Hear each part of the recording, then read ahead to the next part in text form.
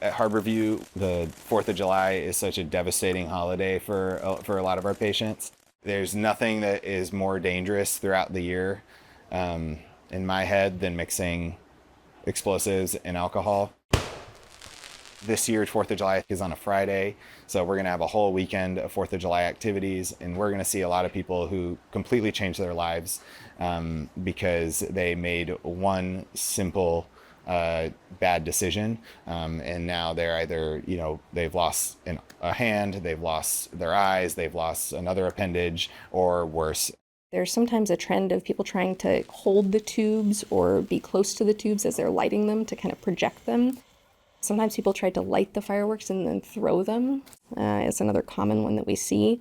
People generally using these fireworks not recognizing the amount of damage they can cause. And when you're doing any of these things, your hands are obviously intimately involved as you're manipulating these fireworks. A lot of times these are younger patients, so we see a lot of teenagers and young adults, predominantly male, but all different groups that get involved.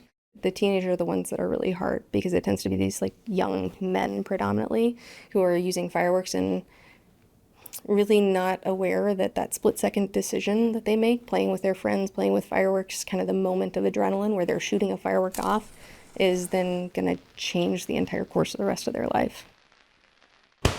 The injuries themselves are blast injuries, so it's a huge amount of force that tend to have an explosive impact on the hand. So they cause fractures, dislocations, which means that the bones come out of joint, they come out of place. If you imagine the way that a blast happens, and then you imagine kind of your hand on top of it, you think about how a hand might, it's a little bit graphic, but how a hand might in fact kind of explode in a sense. And that's essentially what we see, where there's trauma to the skin, the soft tissues, the tendons that help you move your fingers, the nerves that let you sense your fingers, and then the bones themselves. And so you're really talking about injuries at kind of every level of tissue in the hand. And you alluded to amputation. There's oftentimes traumatic amputations of either part of the hand, digits like individual fingers, or the entire hand. Also on 4th of July, in addition to the firework injuries, we see a lot of motor vehicle accidents involving drinking and driving, speeding. And these are all of these things are things that not only can, in a split second, change your life forever in a really negative way, they can also ruin someone else's life. So I would just urge people, don't drink and drive, be safe with fireworks, have fun in a way that doesn't ruin your life.